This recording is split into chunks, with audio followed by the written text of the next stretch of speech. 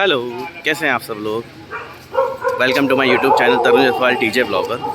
सो after long time आया हूँ। थोड़ा सा बीच में थोड़ा फीवर आया था, कोल्ड लग गया था।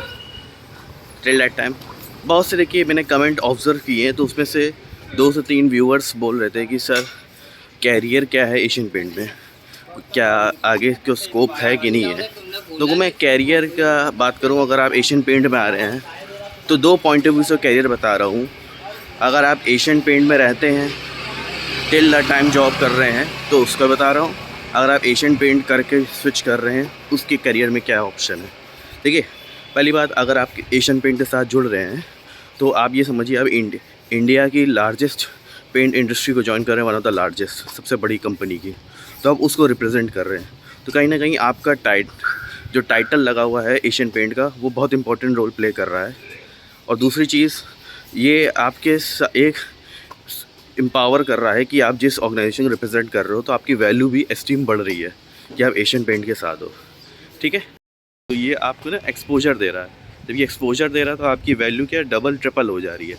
तो ये कैरियर में आपको बहुत बूस्ट करता है, whether you are working in same organisation और you working in different organisation.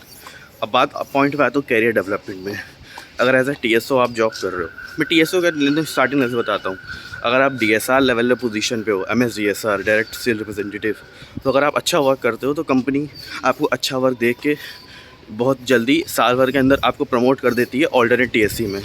तो उससे आपकी कैरियर डेवलपमेंट ग्रोथ आता है, उसकी सैलरी में भी हाइक आता है, जॉब रोल रिस्पॉन्सिबिलिटीज़ में भी इम्पैक्ट आता है, तो उसको अच्छी अपॉर्चुनिटी मिलती है। सेम विथ, अगर वो ऑल्टरनेट TSC से ज्वाइन है और उसने अच्छी परफॉर्मेंस दी है, तो साल से 1.5 साल के अंदर भी, कभी मिनिमम बता रहा हूँ, मैक्सिमम 2 साल भी स्ट्रेच हो सकता है, तो उसमें भी वो रिटेल TSC की तरह ज्वाइन कर सकता है, लाइक मी। तो ये एक इम्पॉर्टेंट रोल होता है MSDSR से ऑल्टरनेट TSC, ऑल्टरनेट TSC से रिटेल TSC। सेम विथ अलग, कभी कभी ना कंपनी को जब एम्प्लॉय चाहिए होते हैं, तो फ्रॉम ECA से हो गया, अगर किसी ECA में किसी का अच्छा एक्सपीरियंस हो, या CRO में एक्सपीरियंस हो कंप्लेंट डिपार्टमेंट में, या फिर उसका किसी भी डिपार्टमेंट में अच्छी नॉलेज एशियन पेंट की, तो उसमें भी कंपनी उसको रिटेल TSC ले लेती है। तो एक ये इंपॉर्टेंट पॉइंट रहता है।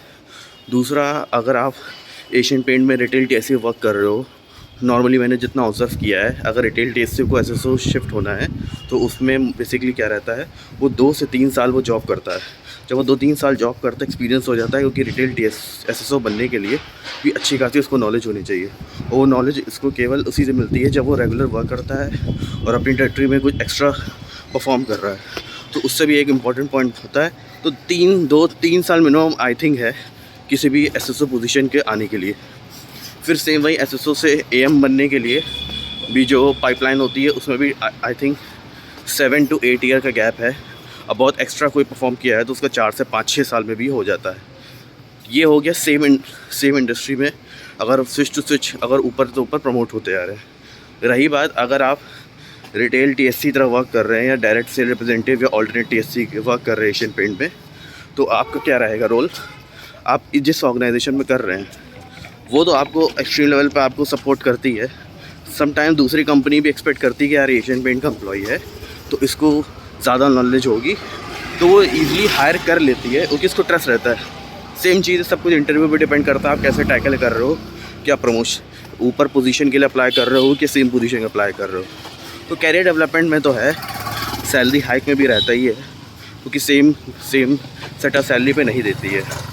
तो एक कैरियर डेवलपमेंट का ऑप्शन रहता है, करियर ग्रोथ होता है, लोकेशन की में हेल्प मिलती है। समटाइम कंपनी भी, अगर आप एक्सपेक्ट करते हो कंपनी से कि मुझे इस लोकेशन दो, तो आपकी बात रख सकते हो, तो कंपनी भी आपकी बात सुनती है। जैसे किसी को अपना होम टाउन चाहिए तो होम टाउन की बात सुनती है, लेकिन मिनिमम 2 साल उसने उस पर्टिकुलर टेरिटरी में स्पेंड किया हो। ये सारे इंपॉर्टेंट है पॉइंट कैरियर डेवलपमेंट में। और 1-2 पॉइंट आ रहे हैं, वो भी आपके साथ में शेयर करता हूँ। हाँ, तो कैरियर की बात चल रही थी, तो कैरियर में बात ये चल रही थी कि अगर सेम कंपनी डिफरेंट कंपनी, मैंने दोनों फ़ायदे बता दिए। और दूसरा ऑप्शन आता है आपका कि अगर आप इस फील्ड में एक्सपीरियंस से वर्क कर रहे हो, तो आपको अच्छा खासा सेल्स का एक्सपीरियंस मिल जाता है। तो आप किसी भी कंपनी में अगर दूसरा स्विच करते हो, तो उसमें भी आपको अच्छी खासी नॉलेज गेन कर लेते हो, क्योंकि आप प्रेजेंट कंपनी में जो कर रहे हो वो बहुत सी कंपनी डिमांड करती है, लाइक सेल्स का पिच हो गया, डीलर से नेगोशिएट कैसे करना है, कम्युनिकेशन स्किल्स हो गई, नेगोशिएशन स्किल्स हो गई, और आपकी जितनी भी इंफॉर्मेशंस होती हैं, जैसे कि आप जितनी मार्केट से ग्रैब करते हो, कितना आपको हेल्प मिल रहा है, ये सारी चीज़ आपको मिलती है। तो ये कैरियर डेवलपमेंट समहाउ कहीं ना कहीं ये बहुत अच्छा रोल प्ले करता है एशियन पेंट, और आपका एक्सपोजर बनाता है, आपकी ब्रांड वैल्यू बढ़ाता है, और आपकी जो कम्युनिकेशन स्किल्स है वो इम्प्रूव करता है। इसके अलावा अगर आपको लगता है कुछ और चीज़ इन्फॉर्मेशन जाननी हो तो आप बताइएगा। दूसरा, एक आपका सैलरी में हाइक आता ही है, कैरियर में ग्रोथ आती है, आपकी स्किल्स अपग्रेड होती है, मार्केट में लोकेशन आपको बेटर मिलती है। तो ये सारे इंपॉर्टेंट पॉइंट्स है जो मुझे लगा जो कवर होने चाहिए।